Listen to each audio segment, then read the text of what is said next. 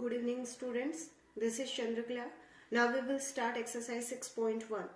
Exercise 6.1 is almost just like a recap exercise, so nothing is new here. In question number 1, write the fraction that describe the shaded portion in the following figures. One has been done for you. That means as we have done one question in let's recap, similarly one question is given here. In first question, many diagrams are given. Suppose I will solve A part. One diagram is given and it has been divided into some parts. Okay, here we have to write down the fraction and one part has been shaded.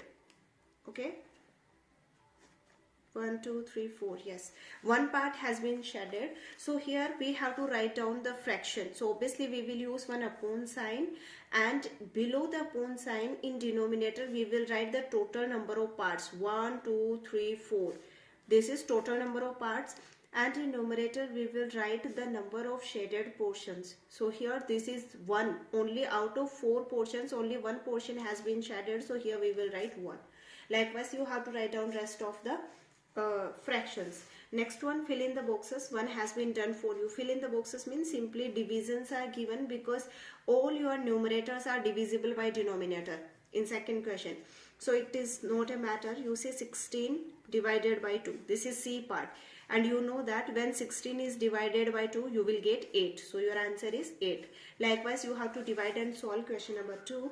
Similarly, question number 3, fill in the boxes provided for the parts of the collection. One has been done for you.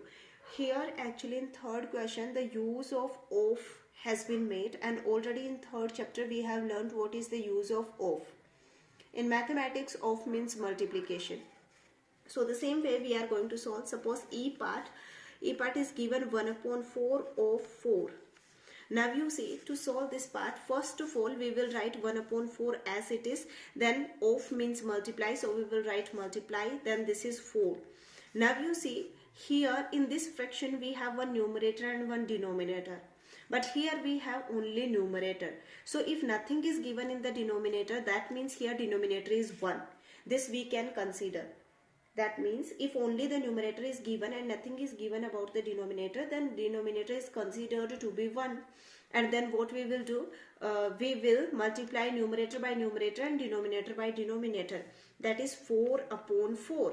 And already I said that upon means divided. That means you can say 4 divided by 4. And you know what is the answer when 4 is divided by 4? It is 1. So like this, these questions you have to solve in your book. In your notebook. In your book already after this directly this step has been given, so you must know how these steps are coming. This step is coming due to these steps which we have used here. 1 upon 4 as it is, of means multiply, and 4 means 4. Below 4 nothing was written, so I have written here 1. Now numerator into numerator you will get one numerator, denominator into denominator you will get one denominator. 4 upon 4 means 4 divided by 4, which is already written in your book, and when 4 is divided by 4 we will get 1. Likewise you will solve rest of the questions.